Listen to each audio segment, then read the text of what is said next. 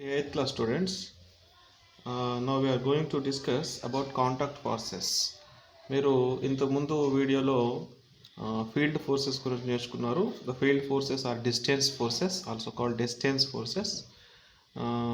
Why? Because they are not, they are exerts, the force is exerts by using without contact of the body. Contact of the body లేకుండానే మనం ఆ ఫోర్స్ని exert చేస్తాం కాబట్టి వాటిని మనం డిస్టెన్స్ ఫోర్స్ అంటాం. It seems like an attraction. So that's why magnetic ఫోర్స్లో కానీ, ఎలక్ట్రోస్టాటిక్ ఫోర్స్లో కానీ, అలాగే గ్రావిటేషనల్ ఫోర్స్లో కానీ వాటి మధ్యలో మనం చూసిందంతా కూడా that's kind of attraction force between the any two objects. ఇక్కడ కాంటాక్ట్ ఫోర్సెస్లో మాత్రం we are must and should touch the body or contact the body. So that's why we are said that is contact forces. Contact forces యొక్క definition మీకు ఇంతకుముందుకే రాయించింది ఉంది కాబట్టి అదొక్కసారి మీరు recall చేసుకోండి, గుర్తు చేసుకోండి. So we exerts the force which we are contact of the body is called contact forces. అందులో మనం first type of contact force తీసుకుంటున్నాం, muscular force, muscle force. It's nothing but a muscle force. Muscle అనుకుంటే this is called muscular force. So you see in our daily life works, all the physical activities, these are all the physical activities. Yeah, I will write here very small examples, daily life examples, where so many works, physical activities doing from morning to night.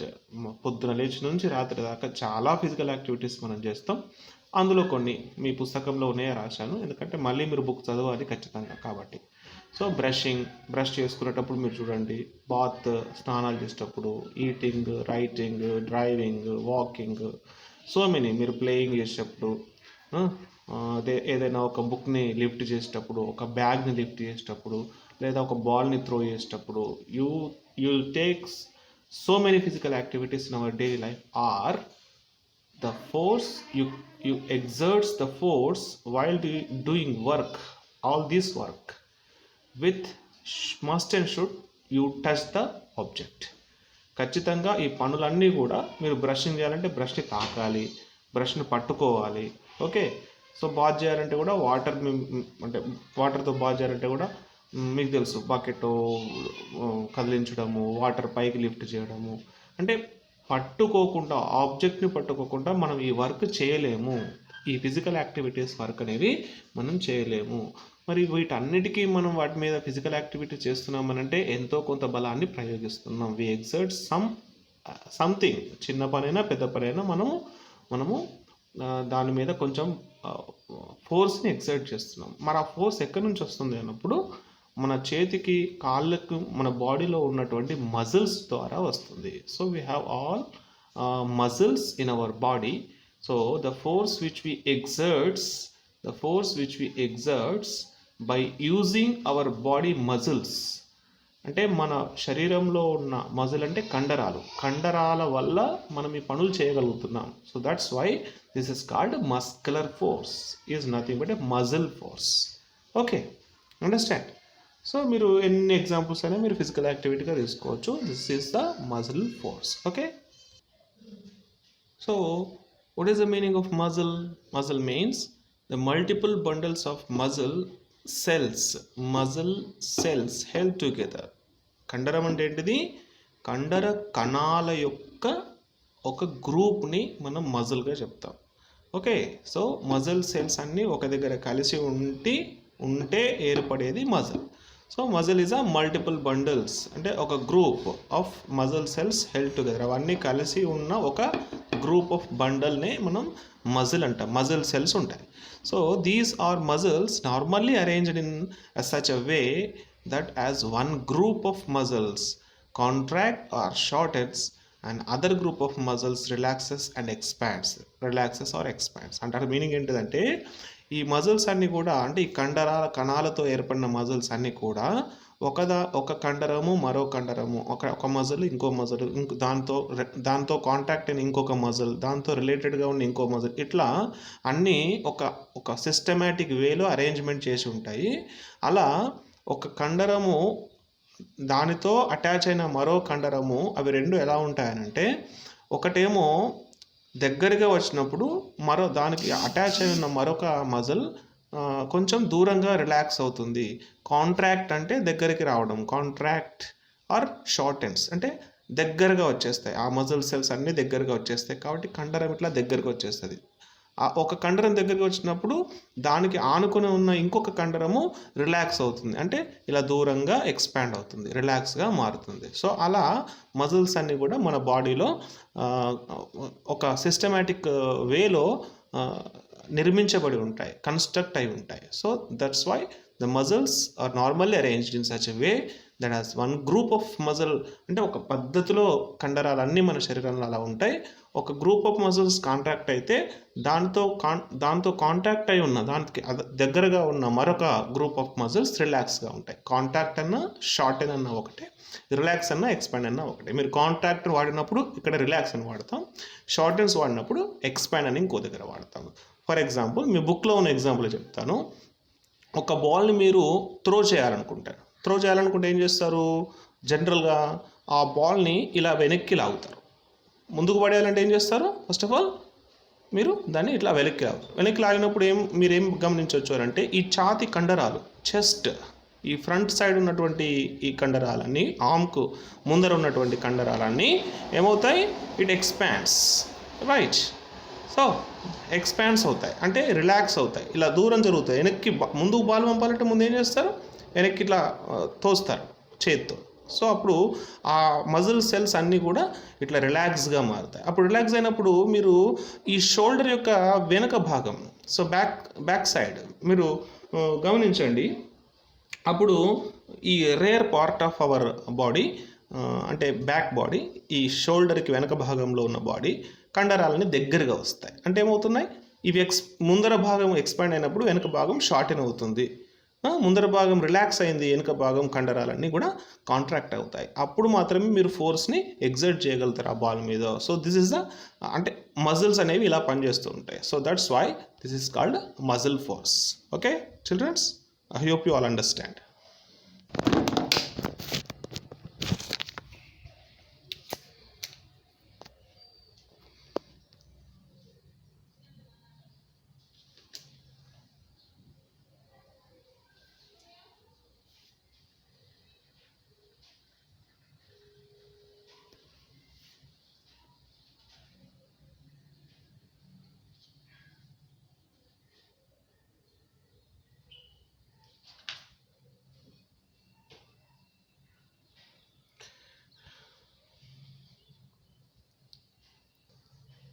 See children, this is the second contact force, is a force of friction or frictional force. So what is the meaning of friction? So I'll give you an explanation of this example. So see here, this is a earth surface, is a normal earth surface.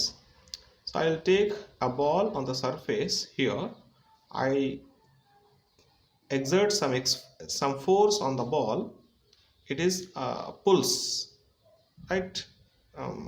It's exert some force. The ball will pushed forward.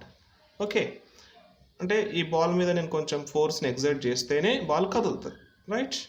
Understand? Ball మీద నేను ఫోర్స్ని exert చేస్తేనే ball ఇక్కడ నుంచి కదులుతుంది.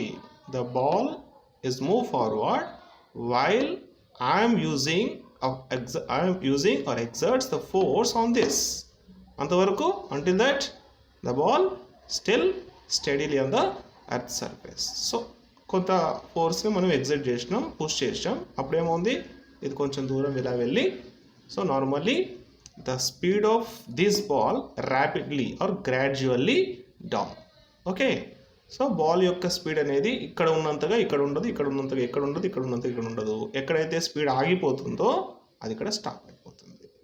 నేనేం అడుగుతున్నానంటే I exert this force on this ball. ఇక్కడ నేను ఫోర్స్ యూజ్ చేశాను. The force is called muscular force. ఎందుకంటే నేను తాకాను కదా, దీన్ని తాకి మజిల్ తోటి కొంచెము ఫోర్స్ని ఎగ్జర్ట్ చేశాను కాబట్టి ఇది కదిలింది. మరి ఇక్కడ ఎవరు ఫోర్స్ని యూజ్ చేశారు? ఇక్కడ నేను ఆపలేదు కదా, I didn't stop here, but the ball has stopped here. Why the ball stopped here? So this is a Main question. So the answer is, while moving the ball with contact of earth surface, the earth surface will always exert some force on this moving body. Right. So ఈ ball కదులుతూ ఉన్నప్పుడు దేని మీద కదులుతుంది? Earth మీదనే కదులుతుంది. కాబట్టి ఈ కదులుతున్న ఈ ఆబ్జెక్ట్ మీద, ఈ బాల్ మీద ఇది ఎప్పుడు తాకే ఉంటుంది సర్ఫేస్కి. కాబట్టి ఎర్త్ సర్ఫేస్ అనేది ఈ మూవింగ్ని, ఈ బాల్ యొక్క మూవింగ్ని ఆపడానికి కొంచెం ఫోర్స్ని ఎగ్జర్ట్ ఎప్పుడు చేస్తుంది. కాబట్టి కొంచెం దూరం వెళ్ళినాక ఆగింది. Right, understand? So the exert of these force from the earth surface, ఆ ఫోర్స్ని మనము ఫ్రిక్షనల్ ఫోర్స్ అని అంటాం. Okay, so the ball has stopped some of the distance from starting point due to the exert the force by the earth surface on the moving body or ball. కదులుతున్న ఈ body మీద ఇది తాకే ఉంది కాబట్టి, ఈ నేలను తాకే ఉంది కాబట్టి ఇది ఎప్పుడు దీన్ని ఆపడానికి ట్రై చేస్తుంది. ఆ ట్రై చేసే ఆ ఫోర్సే మనం ఏమంటున్నాం? Frictional force. ఓకే, సో నేను ఇక్కడ ఒక కండిషన్ తీసుకున్నాను. ఒక కండిషన్ ఏంటిదనంటే, ఇదే ఒకే బాల్ని ఒకే ఫోర్స్ ఉపయోగించి స్మూత్ సర్ఫేస్ మీద నేను కదిలించాను, అలాగే రఫ్ సర్ఫేస్ మీద కదిలించాను. స్మూత్ అంటే ఎక్కడక్కడ గుంతలు లేకుండా ఉన్నది, రఫ్ అంటే మీకు తెలుసు జనరల్గా. స్మూత్ సర్ఫేస్ అంటే మీరు ఈ నాపరాళ్ళు ఉంటాయి కదా, లేదా టైల్స్ ఉంటాయి కదా, అలాంటిది అనుకోవచ్చు. రఫ్ సర్ఫేస్ అంటే ఈ సిమెంట్ చేసినటువంటి సర్ఫేస్ని మనం ఎగ్జాంపుల్గా తీసుకోవచ్చు. ఇక్కడ ఒక బాల్ని నేను కొంచెం ఫోర్స్ యూజ్ చేసి ఈ స్మూత్ సర్ఫేస్ మీద కదిలించాను. అది చాలా దూరం వెళ్ళి ఆగింది. ఆగడం మాత్రం ఖచ్చితం. The ball has stopped here. ఎందుకు? ఇందాక చెప్పాను కదా, ఈ సర్ఫేస్కి, అది స్మూత్ అయినా రఫ్ అయినా, ఈ సర్ఫేస్కి బాల్కి, కదులుతున్న బాల్కి మధ్యలో ఫ్రిక్షనల్ ఫోర్స్ పనిచేస్తుంది. సో కొంచెం దూరం వెళ్ళి ఆగింది. అంతే ఫోర్స్ ఉపయోగించి రఫ్ సర్ఫేస్ మీద అదే బాల్ని కనుక మనము ముందుకు ఫార్వర్డ్ పుష్ చేస్తే రఫ్ సర్ఫేస్ మీద అది ఇంతకు ముందు వెళ్ళిన దూరం వెళ్తుందా అని అంటే వెళ్ళదు. Why? Because the smooth surfaces have high resistance. Okay, understand? అంటే sorry, the smooth surfaces have low resistance. Right? So this is low resistance,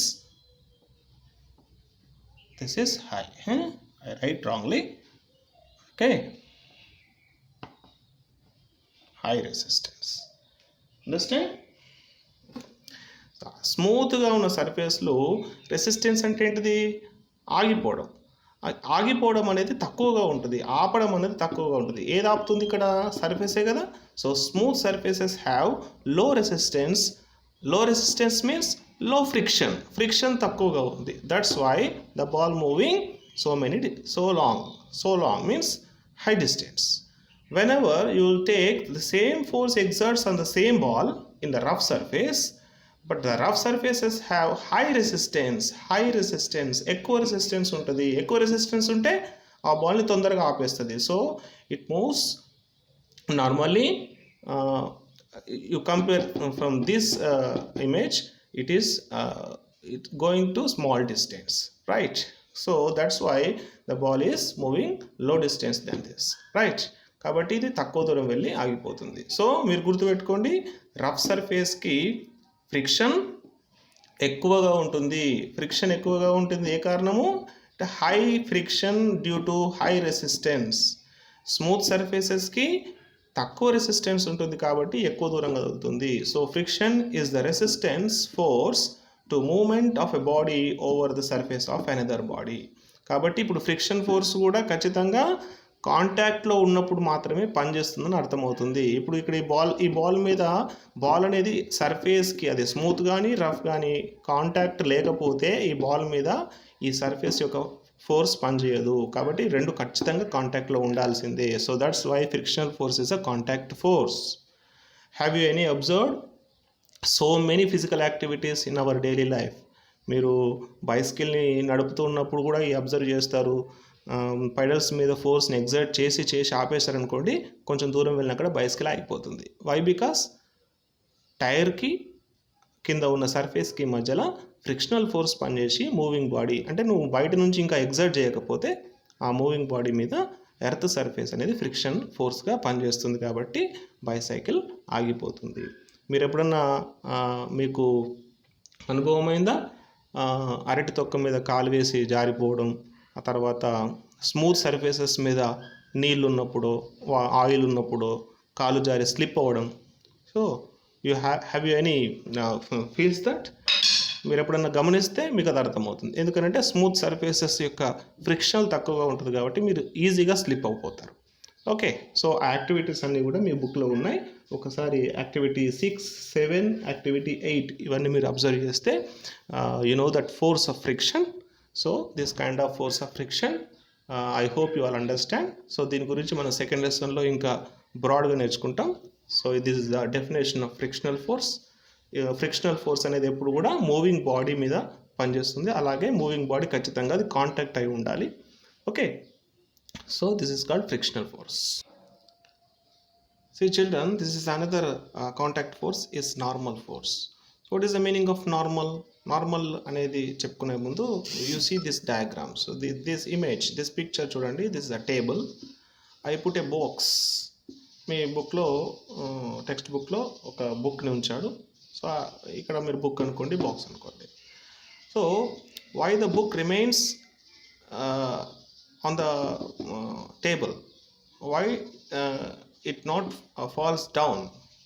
Why? Because generally table support గా ఉంది. So yes, of course table సపోర్ట్గా ఉంది, కానీ కొంచెం హైట్లో ఉంది. మరి దీని మీద ఎప్పుడు అక్కడ ఈ ప్లేస్లో టేబుల్ లేదనుకుందాం. For example you imagine table లేకపోతే ఏమవుతుంది? ఇది ఇక్కడ ఆగుతుందా? ఆగదు. It's falls down on the earth. అంటే దాని మీద గ్రావిటేషనల్ ఫోర్స్ అనేది ఎప్పుడు పనిచేస్తూ ఉంటుంది. మరి ఇప్పుడు పనిచేయట్లేదా ఈ టేబుల్ మీద ఉన్నప్పుడు అంటే? అయినా పనిచేస్తుంది. ఎటువైపు? డౌన్వర్డ్. గ్రావిటేషనల్ ఫోర్స్ ఎప్పుడు కూడా ఎర్త్ వైపే ఉంటుంది. కాబట్టి FG is the meaning of gravitational force always pulls this box or book to falls down. So attract the force. Okay, so attract to the earth. So it always పనిచేస్తుంది. So then why it doesn't falls down అన్నప్పుడు, so this is support అని చెప్తున్నాం. This support is always exert some force to upward direction to equilibrium to the this gravitational force. అర్థమైందని నేను చెప్పింది? అంటే ఈ support ఏం చేస్తుంది? ఈ టేబుల్ దీని మీద కూడా ఈ బాక్స్ మీద కానీ ఈ బుక్ అనుకుంటే మీరు దీని మీద కూడా కొంచెం ఫోర్స్ని పనిచేస్తుంది. ఈ ఫోర్స్ ఎంత ఉంటుంది అని అంటే, ఈ డౌన్ వైపు ఈ గ్రావిటేషనల్ ఫోర్స్ ఎంత ఉంటుందో అంతే ఫోర్సు అప్వర్డ్ డైరెక్షన్లో ఉంటుంది. ఈ అప్వర్డ్ డైరెక్షన్ని ఈ పర్పెండిక్యులర్గా పనిచేస్తుందా? ఇట్లా 90 degreesలో పనిచేస్తుంది కదా పైకి. గ్రావిటేషనల్ ఫోర్స్ అయినా 90 degreesలోనే పనిచేస్తుంది. ఈ ఫోర్స్ పైన యూజ్ చేసేది కూడా 90 degreesలోనే పనిచేస్తుంది. కాబట్టి the upward direction force is generally in the direction of perpendicular. The perpendicular డైరెక్షన్ని మనం నార్మల్ డైరెక్షన్ అంటాం. Normal. So the force exerts in this box from the table, so in the perpendicular direction, so normal direction. That's why this is called a normal force. So exactly the box is stable on the table. అంటే ఎందుకు స్టేబుల్గా ఉందనంటే, ఈ కిందికి పనిచేసే force ఈ పైకి పనిచేసే force both are equal. దీన్నే మనం బ్యాలెన్స్ అని అంటాం. బ్యాలెన్స్గా ఉంది. ఓకే, ఈ రెండిట్లో ఏది ఎక్కువైనా ఎక్కువ ఫోర్స్ ఉన్న వైపే బాక్స్ కదిలిపోతుంది, పడిపోతుంది. ఓకే, మీరు ఇమాజిన్ చేయండి, మీ చేతిలో నుంచి బుక్ స్లిప్ అయింది అనుకో, దాని అర్థం మీ చేతి ఉపయోగించేటువంటి బుక్ పైకి ఉపయోగించే బలం కన్నా గ్రావిటేషనల్ ఫోర్స్ కిందికి ఎక్కువ ఉంది కాబట్టి మీ చేతి నుంచి బుక్ స్లిప్ అయి కింద పడిపోయింది. అదే మీ చేతి మీద, మీ అరచేతి మీద బుక్ అలాగే స్టేబుల్గా ఉందంటే అర్థం ఏంటిది? కిందికి గ్రావిటేషనల్ ఫోర్స్, మీ అరచేతి పైన ఉండే నార్మల్ ఫోర్స్ రెండు ఈక్వల్గా ఉన్నాయని దాని meaning. So a direction which is perpendicular to the plane of surface is said to be normal. ఇందాక చెప్పాను కదా, పర్పెండిక్యులర్గా ఉపయోగించే బాక్స్ కానీ ఆబ్జెక్ట్ మీద కానీ పర్పెండిక్యులర్గా యూజ్ చేసేటువంటి ప్రతి ఫోర్స్ని మనం నార్మల్ అని అంటాం. So the force that exerts, ఇది సాలిడ్ సర్ఫేస్కి కాబట్టి solid surfaces exerts on any object in the normal direction is called normal force. Normal force అని అంటాం. Generally we say this is a normal force. Okay, understand? So this is a contact force. ఇక్కడ టేబుల్కి బాక్స్కి లేదా టేబుల్కి బుక్కి మధ్యలో ఇవి రెండు తాకి ఉన్నాయి కాబట్టి so these two are contacted. So normal force is also contacted, but the force exerts upward direction. Always the normal force exerts upward direction to opposite the gravitational force.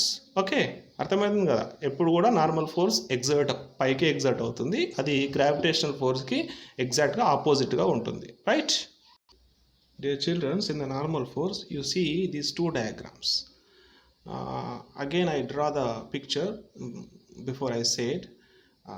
Same table, దానిపైన ఒక box, దీని మీద ఏం చెప్పాను నేను, కిందికి gravitational force, ఈ table నుంచి బుక్ పైకి నార్మల్ ఫోర్స్ పనిచేస్తుంది. The both forces are equal అని చెప్పాను. రైట్, సో ఇది వర్టికల్ డైరెక్షన్లో పనిచేస్తుంది, అంటే ఒకటి నిలువుగా కిందికి, ఒకటి నిలువుగా పైకి, ఆపోజిట్లో. రైట్, అంతే. సెకండ్ పిక్చర్ యు సీ, ఒక కారు రోడ్డు మీద ఆగి ఉంది, అంటే కదలట్లేదు.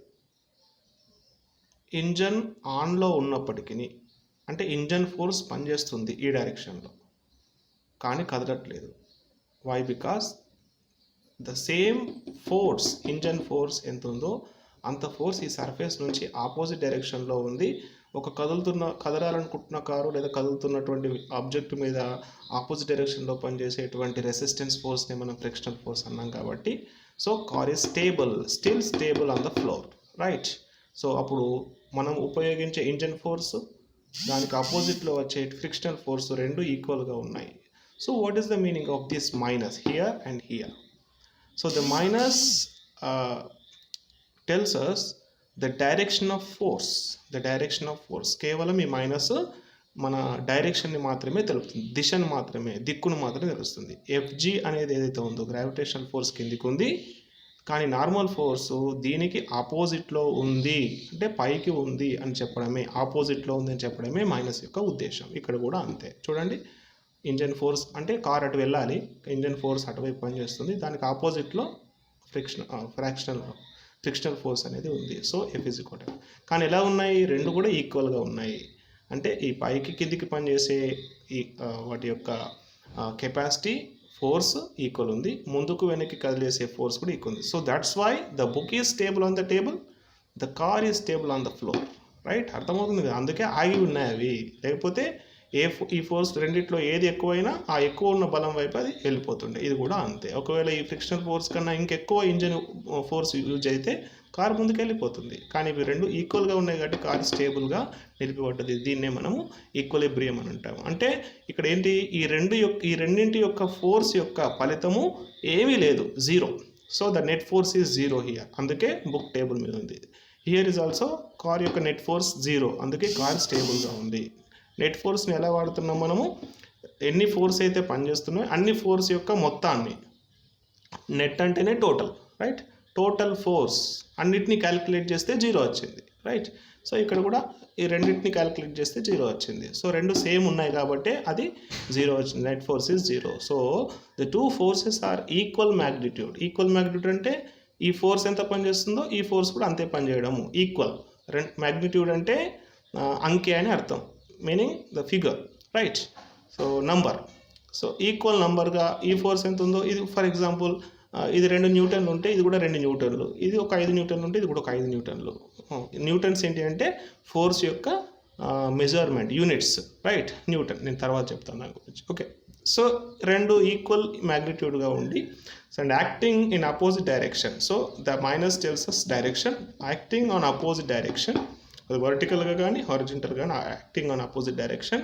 వి says that the net force means total force acting is zero.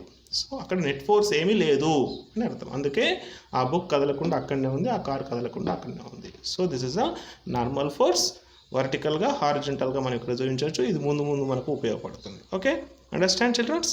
I hope you are understand. ఏమైనా క్వశ్చన్స్ ఉంటే కామెంట్ చేయండి, ఆ వీడియో కింద పెట్టండి. రైట్.